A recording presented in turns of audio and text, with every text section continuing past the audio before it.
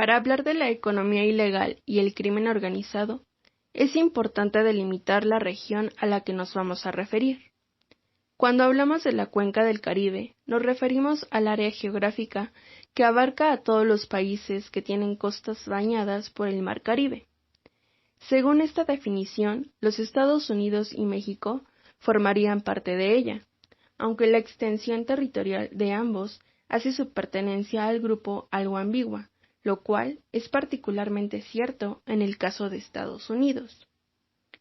Más comúnmente se considera que la cuenca incluye a Belice, Honduras, Nicaragua, Guatemala, Costa Rica, Panamá, Colombia y a Venezuela como países de tierra firme. Este grupo conforma el semicírculo occidental y meridional, con El Salvador, aunque su ubicación geográfica lo hace cuestionable, puesto que pertenece a la región pero no tiene costas en el Mar Caribe. Las Antillas Mayores y Menores conforman el semicírculo septentrional y oriental. Y comenzando con la más grande, Cuba, este grupo abarca a Jamaica, Haití, República Dominicana, Puerto Rico, las Islas Vírgenes, las islas de Barlovento y Sotavento y Barbados, terminando con Trinidad y Tobago, frente a la costa nororiental de Venezuela. Además, hay un pequeño grupo de islas, Aruba, Bonaire, Curazao y Margarita, situadas inmediatamente al norte de Venezuela central, así como las Islas Caimán, Turcas y Caicos al oeste de Jamaica. Incluyendo a Estados Unidos, tenemos 10 países continentales independientes y 10 países insulares independientes. Además, para señalar la complejidad política de la región, tenemos a la isla de Puerto Rico, cuya posición oscila entre la de la colonia autogobernada de Estados Unidos y la de Estado de esa unión. San Tomás, San John y San Croix son colonias estadounidenses, mientras las Islas Vírgenes son colonias británicas. Martinica y Guadalupe son departamentos de Francia. Aruba y Curazao se autogobiernan, pero mantienen vínculos específicos de dependencia con Holanda. Asimismo, algunas islas del Caribe inglés, en los grupos de Barlovento y Sotavento, son colonias británicas autogobernadas que se encuentran en diferentes fases de negociaciones para lograr su plena independencia. Todo análisis de la cuenca del Caribe debe partir del hecho de la gran variedad y complejidad que hay detrás de la región. En el Caribe, el continente americano comenzó a recrearse desde la perspectiva eurocéntrica. Tras el descubrimiento de Cristóbal Colón de estas islas, es que se comienza a desarrollar un eficaz pero ilegal proceso de dominación físico, religioso y comercial de una nación sobre las otras, la cual es la colonización. Como parte del enfoque sistema-mundo, hay que considerar el aspecto de la colonización, porque es un planteamiento clave para entender el desarrollo que experimenta la cuenca del Caribe. En el siglo XVI, el dominio de España fue absoluto. En el siglo XVII se marcó la presencia permanente de otros poderes imperiales europeos, ingleses, franceses y holandeses, los cuales ocuparon y colonizaron los territorios marginales y poco poblados por los hispanos. Desde el desembarco europeo y hasta hoy, el Caribe se ha visualizado como un campo de guerra, y es vinculado a conflictos internacionales y a pugnas con el interior de Estados-nación, por aspectos tales como la geopolítica, dictaduras, estrategias de guerra, entre otros. Y es que desde su definición, el término Caribe conlleva una problemática. Debido a la gran diversidad de criterios y puntos de vista que existen sobre la región y los países que la integran, por ello, algunos historiadores han propuesto llamarlo Golfo Caribe, una región frontera, natural, geográfica, regional, cultural, simbólica y lingüística. Y en este punto se articulan los litorales insulares, los océanos Atlántico y Pacífico y los continentes, Europa, América, África y Asia. Asimismo, se ha visto como el espacio colonial donde interactúan varias metrópolis europeas con un importante papel político y económico, tanto para el ámbito colonial como para el de los enfrentamientos europeos. Tal como lo dice la teoría, el Caribe funciona como la periferia para los países centrales. Ahí está la isla, y es uno de los centenares de las pequeñas Antillas. Échele una ojeada. Gracias.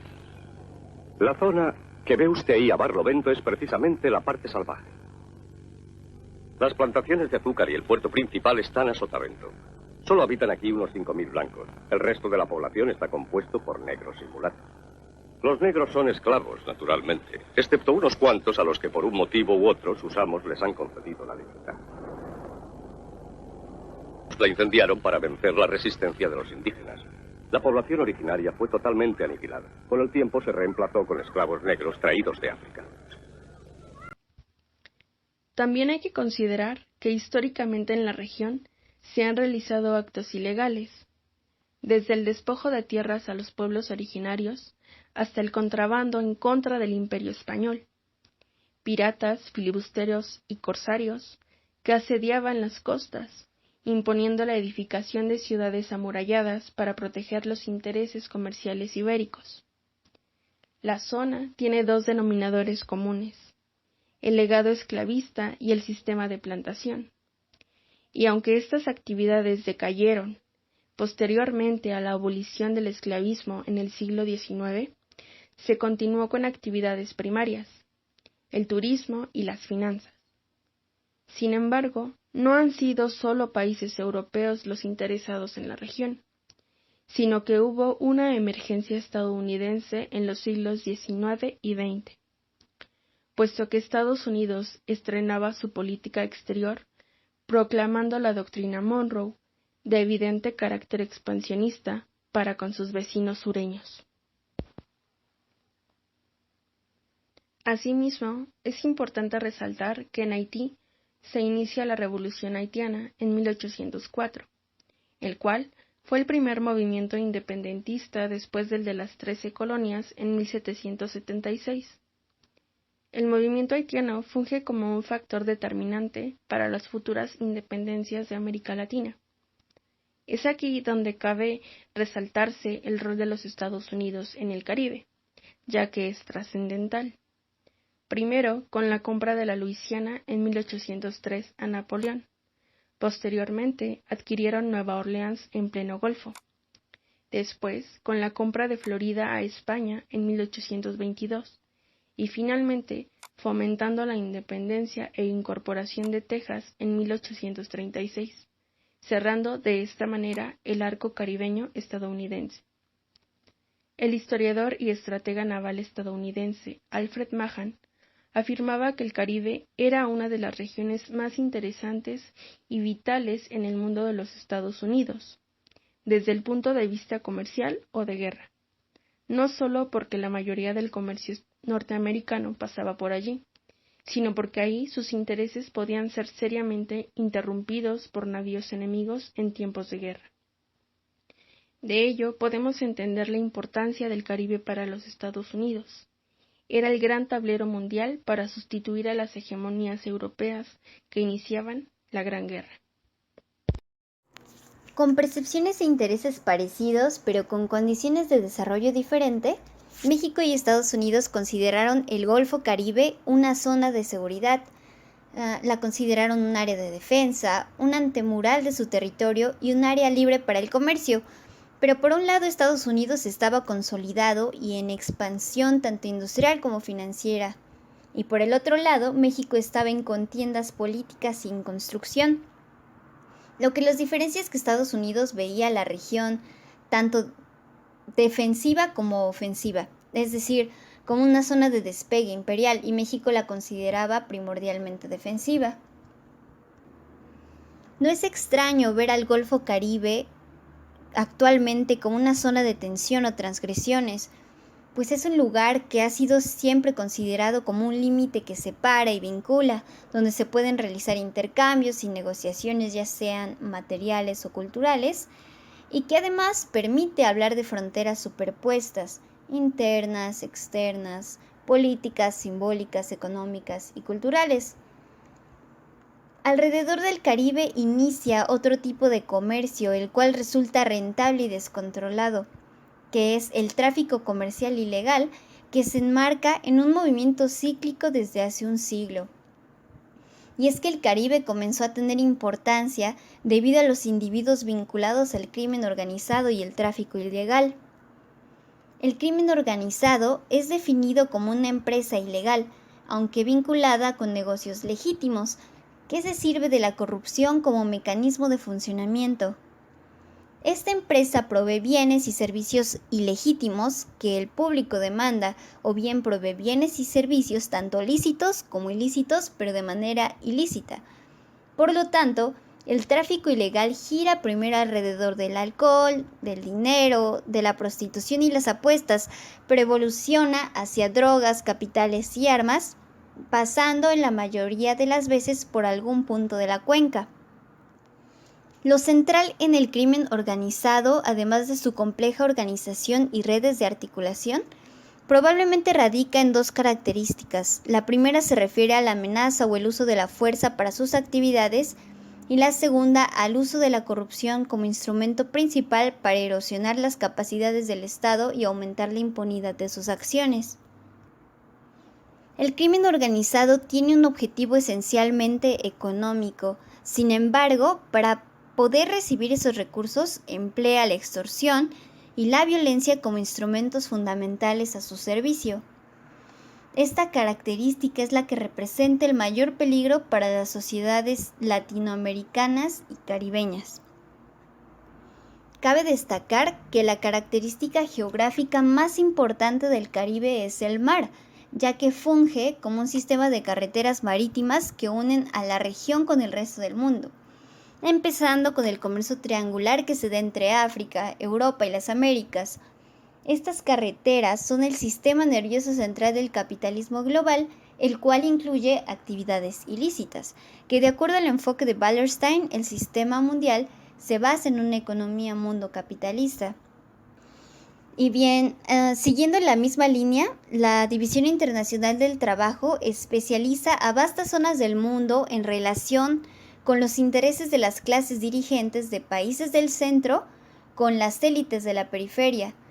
En este sentido, aunque los países del Caribe no son países especializados en la producción de materias primas que resulten relevantes para la creación de narcóticos, es la geografía la que explica el rol del Caribe en el comercio internacional de drogas. Un ejemplo de ello es República Dominicana, que está a 390 kilómetros de Puerto Rico. Puerto Rico sirve como una entrada a tierra estadounidense porque los bienes remitidos desde sus puertos hasta tierra firme en Estados Unidos no están sometidos a revisiones aduaneras. Es un punto de transbordo para la droga. Además, el hecho de que algunos de estos países son de habla hispana permite la fácil comunicación entre los países proveedores de Sudamérica, y a esto le aunamos factores como pobreza, desigualdad y falta de oportunidades económicas que son parte de la matriz que explican el problema de narcóticos. Una de las estructuras más fuertes son los trinitarios, que son un grupo formado por presidiarios dominicanos en Estados Unidos que ha crecido hasta convertirse en una de las estructuras criminales más importantes del Caribe. Este grupo se ha caracterizado porque emplean extrema violencia y tienen una extensa presencia internacional. De hecho, las redes de los trinitarios se asentaron con fuerza en la República Dominicana y se extendieron por la costa este y sur de Norteamérica para posteriormente saltar a Europa. Ahí lo tienen, la gente escapa despavorida de los vagones del metro de blanco con un machete, ahí lo tienen golpeando el tren y buscando a alguien. F de los Trinitarios en Madrid. Va por la banda latina contraria, ya lo ven, cuando la encuentra no duda en lanzar el machete a muerte. New York City. It's the gateway to the United States. It's also the breeding ground for a fast-rising criminal enterprise that silences its victims with machetes, a Dominican gang called the Trinitarian.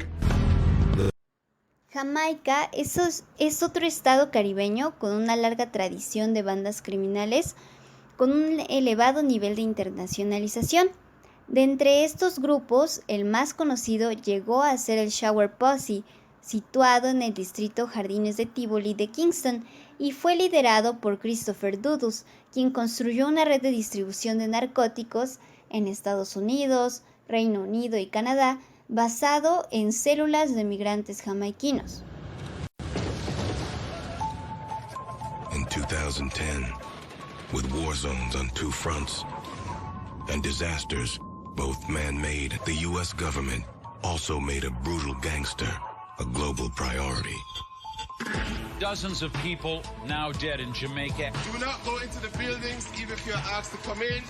It's like a war. It's like the Middle East. We can't come out and buy food. We're hungry. Kingston, a scene of desolation and destruction. American might demanded a manhunt take place in Jamaica. Christopher Cook. Las bandas criminales se han convertido en un problema de seguridad también para Trinidad y Tobago, aunque con rasgos distintos a los de otras islas del Caribe. La lógica de estas estructuras criminales en Trinidad y Tobago está definida por un fenómeno que es la fractura étnico-religiosa entre bandas de filiación islámica, como lo es el grupo denominado Estado Islámico Rebelde, y aquellos grupos integrados por no musulmanes como el Rasta City. A diferencia de otras partes, el grado de internacionalización del crimen organizado de Trinidad y Tobago ha sido menor hasta hace relativamente poco tiempo. En contraste con los demás países del Caribe que se vieron influenciados por el capitalismo, que son democráticos y que resultaron ser presa fácil para el crimen organizado transnacional durante la década de los 90, se encuentra el caso específico del Estado comunista centralizado y autoritario de la Cuba de Fidel Castro, la cual permaneció inmune a dicha penetración. Sin embargo, el liderazgo comunista se vio obligado a buscar la inversión extranjera de Europa para diversificar la economía nacional. Esto generó una alza en el turismo, sin embargo, creó consecuencias. El aumento del turismo trajo un mercado de drogas ilegales para darle servicio al creciente comercio. Las pequeñas bandas criminales cubanas que trabajaban con traficantes de Colombia, países caribeños vecinos como Haití, República Dominicana o Jamaica, contrabandeaban drogas a Cuba para su distribución y venta dentro del país o para continuar su tránsito hacia Europa. A través de la región, y aunque no hay cifras exactas, hay un tráfico intenso de cargamentos con drogas y armas. El Caribe es un puente para un 50% de la droga que va entre el mayor productor y el mayor consumidor, y de millones de dólares gastados en armamento. El crimen organizado viaja a velocidades muy superiores a la capacidad de los estados para actuar coordinadamente en su contra. En gran medida, este tráfico ilegal se hizo transnacional y utiliza los mismos canales ilegales que empresas legales utilizan para evadir controles estatales. Aunque no solo tienen mayor velocidad, sino que se sirven de la violencia, extorsión e impunidad para manejar sus negocios. Derivados del crimen organizado, aparecen los paraísos fiscales que se han establecido en la región. A partir del fin de los años 60, Suiza, el órgano vital del Círculo de Gestión de Fortuna Internacional, sufrió una decadencia con la llegada de los microparaísos fiscales. Muchos paraísos fiscales no son solo centros de evasión fiscal, sino plazas financieras mundiales. Actualmente, la delantera la lleva Singapur y Hong Kong en Asia, las Bahamas y las Islas Caimán en el Caribe, y Luxemburgo y Jersey en Europa. La aparición del euromercado como el mercado neoyorquino, vinculado a las restricciones monetarias estadounidenses, son parte de un proceso complejo de globalización que está en el origen de la emergencia de estas islas, que ofrecen una gran ventaja, un mercado exógeno de los Estados Unidos en dólares estadounidenses. Por otro lado, la Revolución Cubana de 1959 fue también el punto de inflexión para el Caribe, ya que al expulsar los negocios ilícitos e instituciones facilitadoras, los capitales recibieron refugio en islas caribeñas contiguas como Bahamas o Islas Caimán. A principios del siglo XXI, las Islas Caimán llegaron a ser el quinto centro financiero más importante del mundo, después de Londres, Nueva York, Tokio y Hong Kong. Actualmente cuentan con 450 bancos, 8.143 fondos de inversión, 740 compañías aseguradoras y 62.572 empresas exentas. Son, junto con Irlanda, las plazas que dominan los fondos de inversión, administran billones, pero no se sabe quiénes los poseen. Los fondos se refugiaron en las Islas Caimán porque allí el marco regulatorio para las operaciones especulativas es particularmente permisivo. La globalización de las finanzas llegó cuando inversores y empresarios con actividades no declaradas, como el narcotráfico y sobornos, empezaron a utilizar las telecomunicaciones para buscar otras jurisdicciones y maximizar sus beneficios, gracias a la movilidad de capitales. De los 5.8 billones de euros guardados en paraísos fiscales, 1.8 billones están en Suiza y 4 billones se encuentran en Singapur, Hong Kong, Bahamas e Islas Caimán, cantidades extremadamente elevadas para los tamaños de estos microestados. El capital puede moverse en la misma zona por donde se comercializan las mercancías ilegales. Por eso, el crimen organizado y el tráfico de drogas dependen de los servicios bancarios que ofrecen los paraísos fiscales. De acuerdo con un estudio, el 80% de todas las transacciones del capital internacional y la casi totalidad de las transacciones de cambio pasan por los paraísos fiscales caribeños. Se puede notar cómo coexisten los intereses de dos sectores, los acaudalados y los traficantes. Ambos desean continuar escondiendo e invirtiendo tanto el dinero legal, para evitar pagar impuestos, como ilegal, para evitar confiscaciones. Hoy es posible observar redes posmodernas que mezclan pandillas, mafias, escuadrones de la muerte, cultos religiosos. Además, la tasa de homicidio aumentó 11% en América Latina y el Caribe entre el año 2000 y 2010, mientras que en el resto del mundo bajó. En la región encontramos 8 de los 10 países más peligrosos del mundo y 43 de las 50 ciudades peor catalogadas.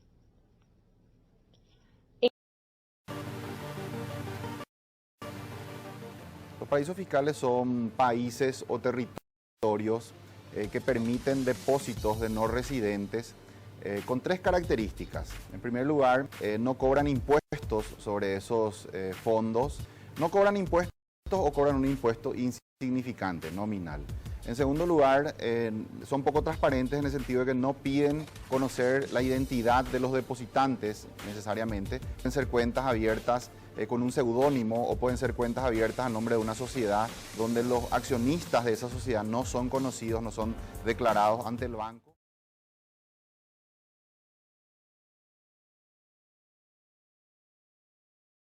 En conclusión, hablar de seguridad en el Caribe siempre se convierte en una discusión sobre criminalidad. Aunque la región enfrenta otros retos estratégicos, desde problemas fronterizos sin resolver, hasta la penetración de grandes potencias como Rusia o la República Popular China, existe un amplio consenso que estima que la principal amenaza que enfrentan los gobiernos y la ciudadanía de la cuenca del Caribe es un elevado nivel de delincuencia, el cual viene acompañado de crecientes tasas de homicidio. Se señala además a las formas del crimen organizado tradicionales que han asolado la región, normalmente vinculadas al narcotráfico, como el factor clave detrás del crecimiento de la violencia y la corrupción. Como lo menciona el enfoque, es infructuoso centrarnos en un marco de análisis del Estado-Nación. Es por ello que debemos comprender que las transformaciones locales y regionales obedecen más a los cambios del sistema internacional que a los nacionales. Es por ello que se considera que existen muchas ventajas y razones por las que el Caribe es y será campo de guerra. En primer lugar, la ubicación geográfica, ya que se encuentra entre la zona de mayor producción y de consumo-demanda de narcóticos de los países centrales, como lo son los Estados Unidos y Europa. Segundo, en el Caribe se encuentra el grupo de economías más pobres del mundo, con Haití a la cabeza, pero igualmente con Jamaica y Puerto Rico con profundas necesidades. Como un tercer punto, el comercio ilegal tiene una excelente estrategia, la cual utiliza para beneficiarse de territorios caribeños donde se esconde la riqueza de las naciones, utilizando los paraísos fiscales y el secreto bancario. Y por último, el crimen organizado se ha sistematizado y sofisticado, usando tecnología de punta y una división de trabajo que implica transporte, intermediación, protección y financiamiento, la cual se sirve de la desorganización y una nula coordinación estatal para ejercer sus actividades ilegales. La fragilidad de los estados de la cuenca del Caribe, con su incapacidad para regular grandes fracciones de la economía, proveer de servicios elementales a la totalidad de su población y controlar todo su territorio, se combinan con la superioridad local de los delincuentes para lograr la oportunidad estratégica que hace distinto y más peligroso al crimen organizado de la región. El hecho de que el crimen organizado se reproduzca y aumente en el Caribe podría traer como una consecuencia que la fuente de ingreso económico principal de las familias de esta región, la cual es el turismo, se vea profundamente afectada, causando así mayor pobreza en la región. De esta manera, podemos ver que el Caribe refuerza su condición como país periférico, el cual es utilizado por los países del centro para desatar y reproducir sus intereses. La riqueza y el desarrollo de unos países va ligado al mal desarrollo de otros. Aquí podemos notar que con el fin de proveer a los países centrales y semiperiféricos, los países del Caribe han fungido como prestadores de territorio en forma de paraísos fiscales, para que los países considerados como centro y semiperiferia puedan desplegar actos ilícitos alrededor del mundo. Además, sabemos que en la actualidad el mercado está marcado por un único sistema económico que define las reglas del libre cambio. Es por ello que a pesar de ser países exportadores principalmente de materias primas, no generan tanto ingreso como aquellos países productores de tecnología, y por ello han tenido que optar por buscar otras formas de generar mayores ingresos y así poder sobrevivir como Estado-nación.